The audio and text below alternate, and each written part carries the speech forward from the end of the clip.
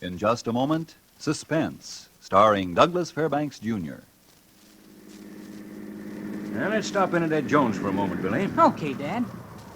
Hello, Ed. Well, How's the world's greatest ignition service station tonight? Hi, Billy. Hi. Yeah, I'm busy on a couple of cranky ignition jobs. Hey, how's the car running? Never better. Take a look. Sure, glad to.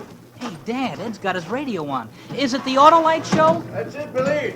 Suspense is my Thursday night special. Ignition systems, spark plugs, batteries. Ed, you've got everyone in town switching to Autolite. Billy, your dad's trying to take over the Autolite announcer's chore. Say, Doug Fairbanks Jr. is on Suspense tonight. You like him, Billy? Yes, sir. He's a self-starting, smooth-running humdinger. Why, he's got the pep of an Autolite ignition system, a set of spark plugs, and a stay-full battery combined. Uh-oh, here's the show.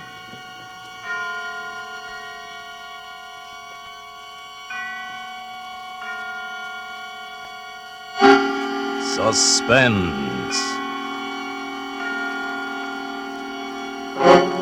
Autolite and its 60,000 dealers and service stations bring you radio's outstanding theater of thrills, starring tonight Mr. Douglas Fairbanks in a tale well calculated to keep you in suspense.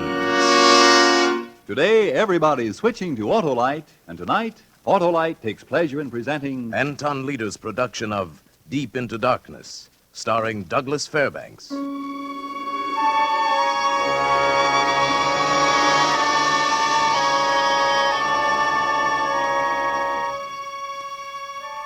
This is a story about fear, and I'm an expert on fear. Me, Ken Matthews.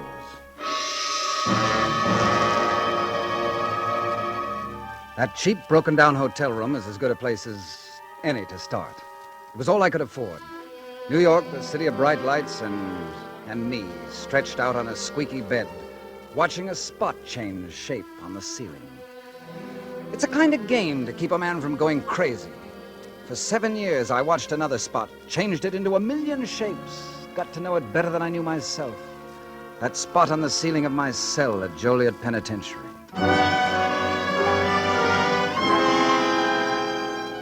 When it was over, when they were finally ready to let me go back into the world, the warden had something to say to me, some advice. Matthews, you're leaving us early because of your good behavior record. Now, if I were you, I'd start fresh on the outside. Stay away from Chicago. Go someplace new where they don't know you. I sort of figured on doing that, Warden. Good. You'll find it easier. I'd find it easier. I wonder how it is when it's tough. Nobody knew me in New York. Nobody wanted to know me. And as for a job, well, did you ever wash dishes? I washed a million. And any dirty jobs nobody wants to do, I did them all. That's how I built up my fortune. $17.50 United States currency. That's how much I was worth this one morning when I saw a sign out in front of a construction job. Men wanted, the sign said. I believed it. I looked up the form. Bill, what's that compressor? Come on, Jim, keep it moving. Looking for something, Bud? Yes, you have a sign out there. Are you hiring men? Could be. What do you do? Oh, just about anything. I can keep books, handle your time. I used to be an accountant. Oh, yeah? But if that's not what you're looking for, well, I can swing a shovel, too. I just want a job. I like that attitude. Got your discharge certificate with you? Discharge? Yeah, honorable discharge. I always like to give a break to ex-service guys. Oh, well, I wasn't in the service. Yeah. Oh, foray? No, I sat out the war. I was in jail. Oh, it's tough. I got a little mixed up in your accounting, huh? No, it was manslaughter. I killed a man. What about the job? I really need it. Look, buddy, I don't want you to think this is my idea, but... But you can't use me. No, I can't. You see... Yes, I see. Start fresh, he I said. got my orders. See, you know how that is. The bosses figure there's a lot of vets looking for jobs. I got to give them the first crack at things. Oh, if I was to... It's all right. It isn't your fault. Maybe some other war. Somehow that was the last straw. I started to hate. I hated everything and everyone. And then I thought of my fortune, my $17.50. And suddenly I knew there was something I wanted to buy. What you want to use the gun for, mister? I don't know. I just want to have it. Well, we're supposed to put something down there. I mean, along with your name and everything. Oh, well, put down target practice. That's good enough, isn't it? I guess so. What's the name? Put down Smith. Smith. Oh, it's like that, huh? Look, mister, I don't want to get into any trouble. I run a respectable place of business here. You want to sell the gun, don't you? Well, sure, but... You want the $14, don't you? Okay, so it's Smith. And you're going to do some target practice. Give me the $14 and get lost, huh? Thanks a lot. Funny thing, I still don't know why I wanted that gun. I swear I don't. Kill myself, rob a bank or a filling station? I haven't any idea. I suppose I just thought that having it would make me feel better. Only it didn't. It hung in my pocket heavy as lead, cold, dead, just like its owner. I turned into a side street, 52nd, 51st, I wasn't sure. I stopped to light a cigarette, and a car pulled up to the curb. It was a big car with a chauffeur, a black car, smooth and shiny. Then I looked at the man getting out, just one look, and wheels started spinning around in my head. I got dizzy. The sidewalk twisted and bounced around like it was having a convulsion. But when he spoke, the shock of hearing his voice straightened it all out. Made it cold and clear as hard crystal. Just a few words to that chauffeur. Wait for me, Davis. I won't be long. He turned and walked past me, right by me into the bank. But he couldn't walk. He couldn't do anything. That was Lee Burke I was staring at. Lee Burke, the man I'd killed 7 years ago.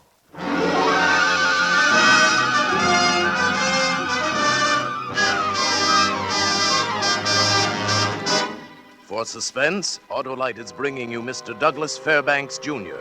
in Deep into Darkness, Autolite's presentation of radio's outstanding theater of thrills, Suspense.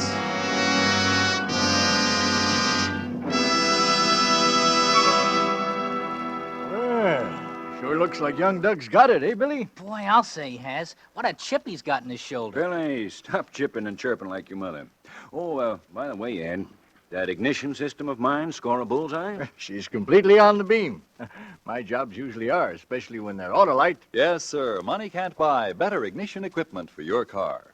Autolite parts are made by the world's largest independent manufacturers of automobile electrical equipment. And Autolite service stations are equipped with highly trained men and specialized machines to give your car the best in automobile service. That Autolite ignition system sounds intelligent enough to take an IQ test, eh, Ed? Stop pulling Ed's leg, Billy. I'm used to it, Hap. But I'll tell you this. Autolite makes original equipment for many of the finest cars in America. Ignition systems, batteries, spark plugs, generators, lots more. So it's only natural that Autolite ignition is... well, it's a perfectly timed team with smooth, on-the-dot performance. So when your car's electrical system needs attention, drive into your nearest Autolite service station or the dealer who sells your make of car and ask for original factory parts. Autolite? Autolite service stations are listed in your classified telephone directory under Automotive Electrical Service. And now, Autolite brings back to our Hollywood soundstage Mr. Douglas Fairbanks Jr. as Ken in Deep into Darkness. A tale well calculated to keep you in suspense.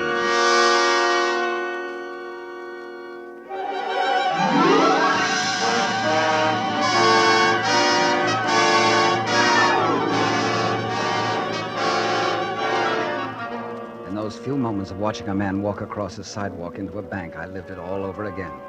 The way it happened when I killed him 7 years ago back in Chicago. There wasn't anything about it I couldn't remember. Ken, darling. Yeah? Do you love me, Ken? Do I love you? Oh, no, not at all.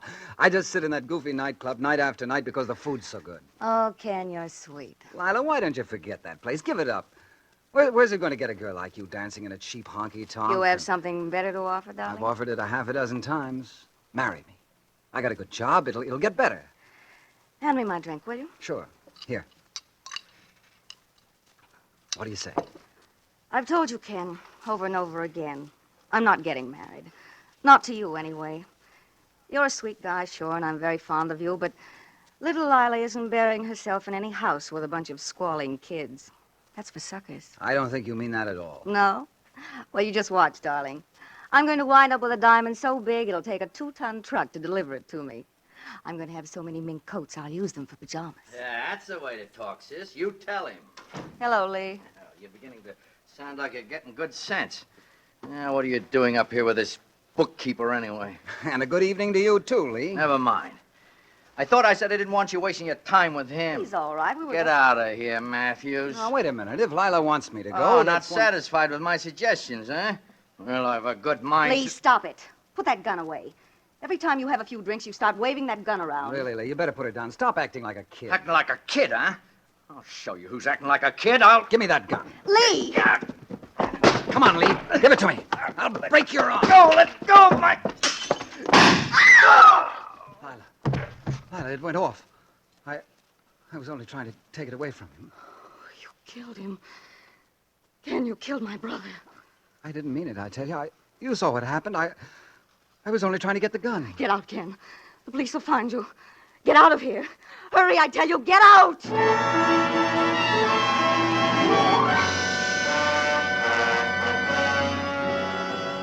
I got out all right in a hurry. It was pouring that night, and I ran down the street with the rain slapping me in the face.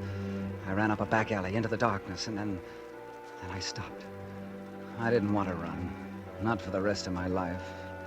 I went to the nearest police station, turned myself in. They took me back to the Burkes, and we found Lila sitting in a chair, glassy-eyed, just staring down at her brother, Lee. He was right where I'd left him, sprawled on the floor, face down.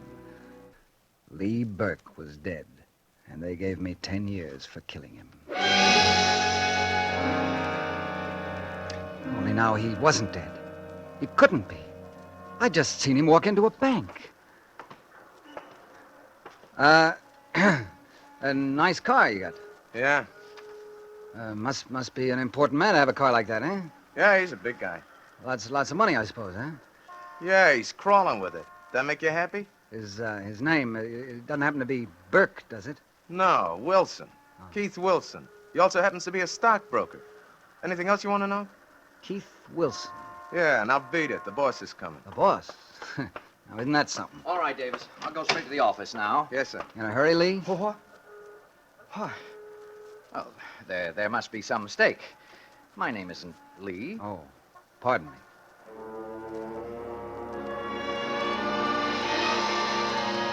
But it was Lee.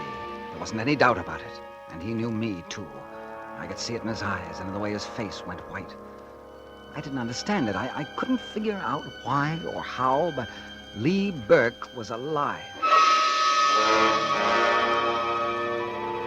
The rest of the fortune went for a taxi ride, but it was worth it to me. And I guess if I hadn't had enough money to follow Lee's car wherever it went, I'd have forced the cab driver with that gun I'd bought. But it wasn't necessary. We went out to Long Island. Way out. And then the car swung into a place with a big half-circle drive. Lee Burke, now Mr. Keith Wilson, was doing very well for himself. And so was Lila. What's the matter, Lila? Ken. Is it like seeing a ghost? Ken, it's really you. I saw a ghost just now, too, only he was very much alive. So that's what he was so excited about. Lee? Yes, he came in, rushed upstairs. Told me to call the airport, get him a plane for Miami. Did you? Not yet. It won't do any good. Ken, what do you want? Why did you come here? I just wanted to be sure, Lila. Absolutely sure. What are you going to do? I'd like to kill him. I ought to kill you both. No, Ken. Don't talk like that. It wasn't me. I didn't plan it. But it was a plan, wasn't it, Lila? Wasn't it? Yes. You want to tell me about it, or do I have to choke it out of him? I'll tell you. What's the difference? You didn't kill Lee. You didn't kill anybody. Huh? It was a frame-up. Then how could I have seen him like that? Lee was on the floor, dead. No, that wasn't Lee. He found the man, Ken, a stumble-bum, a drunk, and the man looked just like him. Close enough for what Lee had figured out. It was the crookedest scheme you ever heard. Took out insurance with every company in town, $500,000 with me as beneficiary. He was going to kill this drifter and disappear, let me collect the money. It was as simple as that, at first. Keep talking. But I told him it wouldn't work, Ken, that they'd never pay off, not that much. Not till they checked fingerprints, teeth, everything, but he had that figure, too. They wouldn't check a thing if a fall guy pleaded guilty to a murder charge. So that's how it was. You were the fall guy. I let you take me home that night, remember? I remember. Lee had his gun loaded with blanks. It was an act, the whole thing. Then when you ran, he finished the job. He had the drunk in the bedroom dressed in his clothes. You brought him into the living room. Killed him right in front of me. That's who you saw when you got back. Good Lord. That's why I hate my brother, why I don't care what happens to him. Thanks, Lila. That's going to make it easier. Lila? Lila, did you call the airline? No, Lee, not yet. But I told you not to waste any time. You don't know what this means. She knows what it means, Lee. We all do. What do you want? Why'd you follow me here? Hey, look, I think you better get out of here. I'd stay away from that telephone, Lee. I'd stand still if I were you. You'd better do as he says, Lee. He's got a gun. Ken, listen to me. You can't do this. Not now. You don't want any more trouble. Why, if the police found out... The police? If you told them I was going to kill you, it wouldn't make sense, Lee. Because I've already done that. Remember? Oh, look, Ken, look, I can explain the whole thing. It was a mistake. I'm glad you know that now. I've made a lot of money, Ken. I've been very lucky. I'll split with you. You look like you could use some money. Yes, I could. Sure, that's good. Only forget the gun, huh? And stop acting like you want to kill me. You wouldn't gain anything that way. Come on, Lila, fix some drinks or something, huh? We'll talk this over friendly-like. Ken, you know Lila was always crazy about you. I was always crazy about her. Oh, Ken, But let's talk about something else right now, Lee. Let's talk about America. Sure. You know, this is a wonderful country, the way the laws are set up to protect a man. Ever hear of double jeopardy, Lee? Brings Ken. up a rather interesting fact. That you can't try a man twice for the same crime. 7 years I spent paying for killing you. 7 years at Joliet, and you weren't even dead. That means I've paid for something I haven't done yet. I still have the right, Lee, to kill you. Once more. Oh, now, Ken, stop it. You're talking crazy. There must be something you want. I only want to kill you, Lee, because you deserve to be killed. We both know that, don't we? Only, I don't think I'll kill you now. Not right away. Oh, we'll be reasonable. Is that it, Ken? Be reasonable, I say. I'm going to stay right with you. 24 hours a day, right up to the time you deal. I know exactly when and how I'm going to kill you. And you won't know. You'll never know, Lee, until it happens. You'll just wait. Just sit and wait and wait.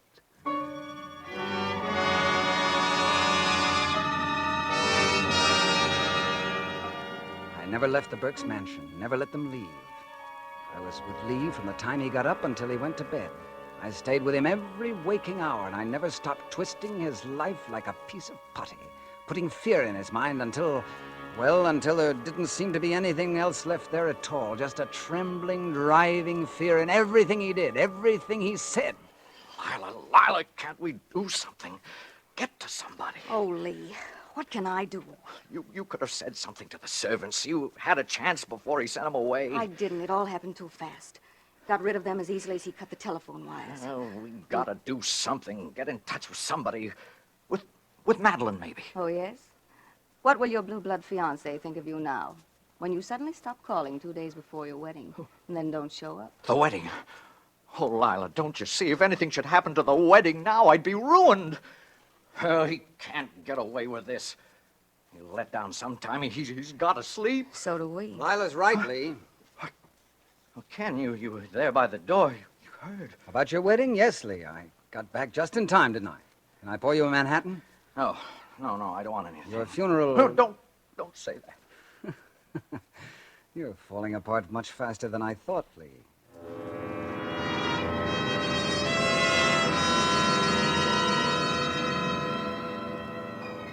It wasn't taking long at all. Lee couldn't sit still for a minute, couldn't take his eyes off me.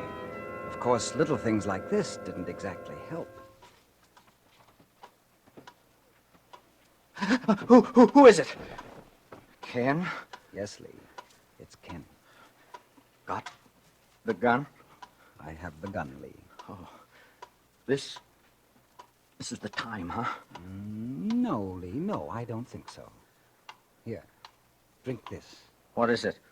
Milk. Warm milk. It'll put you to sleep. Yeah, for good, you mean? No. Just until morning. You see, I wouldn't think of killing a man on his wedding day. What? Don't tell me you've forgotten your wedding to the blue-blooded Mr. Haven. You've come a long way, Lee, marrying into the social register. Oh, don't, Ken. Come on, drink up. You'll need your strength for the wedding. No, that's all off. I haven't even called her, Ken. Lila has. I made her call.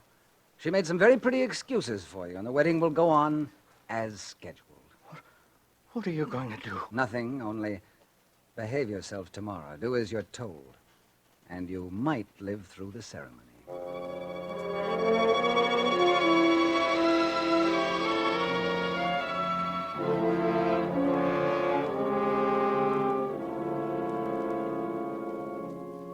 Wilt thou, Keith, take this woman to thy wedded wife, to live together after God's ordinance in the holy state of matrimony? Wilt thou love her, comfort her, honor and keep her in sickness and in health, and forsaking all others, keep thee unto her so long as ye both shall live? Say no. Ken. Say no, or I'll kill you right here in front of them all. Say it, Lee. Mr. Wilson, the answer, please. No, I can't. I can't. Wilson, I please, can't. the answer. This must be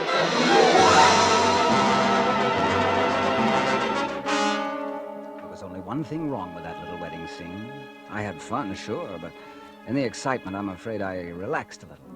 I wasn't sure how much it mattered. That depended on Lila. When I was sure Lee was asleep that night, I met her in the living room. Got right to the point. Something on your mind, Ken? Yes. Mousy. Who's Mousy? Ken, you look so tired, so thin. Tell me, Lila. Tell me about Mousy. What do you know about him? Lee's been talking about him in his sleep. Talking about Mousy and you, Lila. And me. You'd better tell me all about it. Ken, you're hurting my arm. I don't know anything about Mousy. Maybe he was there at the wedding. Maybe you saw him. Maybe you gave him the message. Did you, Lila? Ken, stop it. You know I promised I wouldn't do anything like that. Don't you trust me? Trust you? Should I, Lila? Do you really think I should? But you know how I feel about you. Surely you don't think... Oh, Ken, darling. Get away from me. Ken! So that's it. It was all just a gag to keep the little girl in line. How did you expect me to feel after all this happened? That's right. I was naive, wasn't I? Sure. Okay. Well, I won't be naive anymore. You can bet on that. Lila. Good night, Ken, darling.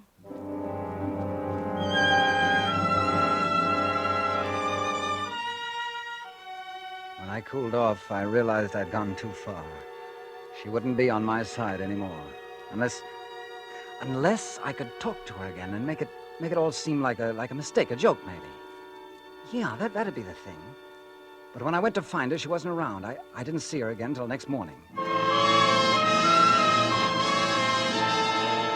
Every morning, I went out to the gate for the paper, but this time I waited for Lila to get up and come down so I could talk to her before Lee came in, try to fix things. And standing there in the hallway, I fixed things all right. Fixed them good. Lila. Yes? I want you to know that, well, that I'm sorry about last night. It's all right. No, it isn't, no. I didn't mean what I said at all. I guess I'd built up so much hate that, well, I was upset. I was blind to how you feel about me, how I really feel about you. Ken, you're asking me to be naive again. Yes, I guess I am. I like you that way. I looked for you last night to tell you. You weren't around. Where'd you go? Oh, Ken, No, it's all right. I don't care where you went. Anyway, now you know how I really feel. Ken, you don't know what you're saying. Yes, I do, Lila. I've been thinking. That's the way it ought to be. We've been a couple of lost souls, but maybe by forgetting the past, trying to find some peace of mind... Ken! Think about it, will you, Lila? I went out then, out the door and down the driveway.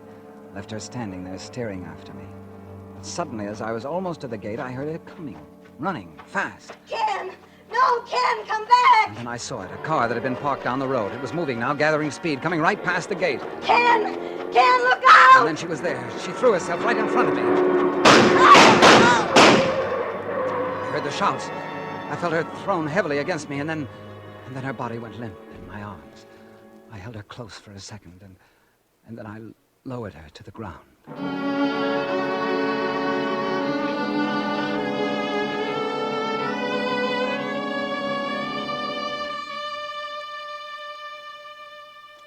I walked back up the drive, alone. Lee was out in front of the house, sitting on a bench in front of a big tree. He'd heard the shots, I'm sure, but he was just sitting there, probably waiting for Lila to come back and say that Mousie had taken care of me. He turned and looked up as I walked toward him. Lila? Oh, no. His eyes seemed to look right through me somehow. He was that full of fear, I guess. His fingers gripped the tree in back of him, dug deep into the bark. He was waiting for me to kill him.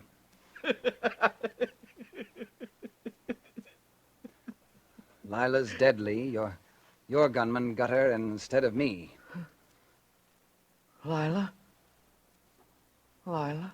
I'm sorry because there was something I didn't have time to tell her. I never intended to kill you, Lee. I was just showing you how 7 years looked crowded into a few days. 7 years. Yeah, that's right. I guess you know now. I guess you know why and what you did.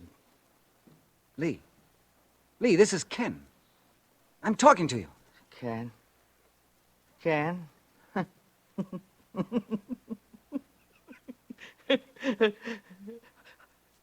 I don't know any Ken. And he didn't. He didn't even know himself. The way his eyes looked, I don't think he ever will again. They weren't Lee Burke's eyes anymore. They belonged to someone else. Funny. The man who tried to be somebody else had finally made it. And it was not good to look upon.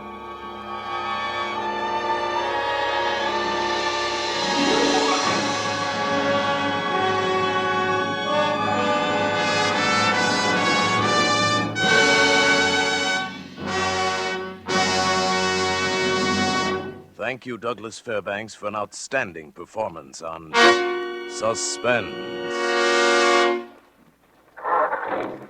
Talk about performance, Dad. Autolite ignition is good, but what about Doug Fairbanks? He's really got it, Billy. Well, let's get going. Your mother... Mom will be as full of suspense as your Autolite ignition system is full of pep, purr, power, and pistol point performance. That boy knows his Autolite P's, and he doesn't miss any cues, eh, Hap? Yes, an Autolite is your cue to real motoring enjoyment. So remember, wherever you go, Autolite means spark plugs. Ignition-engineered spark plugs. Autolite means batteries. Stay full batteries. Autolite means ignition system. The lifeline of your car.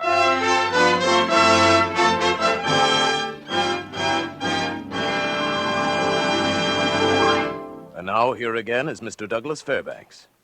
I've enjoyed this appearance on Suspense very much. And I've noted with great interest, as a Suspense fan, that Agnes Moorehead will return to the soundstage next week, the scene of her splendid performances of the past. As one of the many who applauded her portrayal in the Suspense classic Sorry, Wrong Number, I'll be listening with anticipation next week for Agnes Moorehead in The Yellow Wallpaper, a powerful study in... Suspense.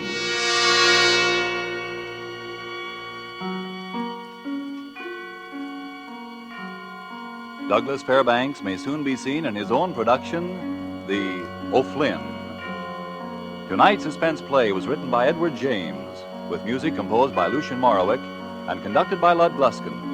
The entire production was under the direction of Anton M. Leader. Next Thursday, same time, you will hear Miss Agnes Moorehead in The Yellow Wallpaper.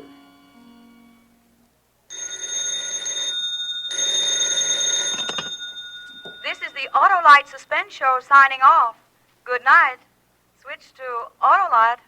This is CBS, the Columbia Broadcasting System.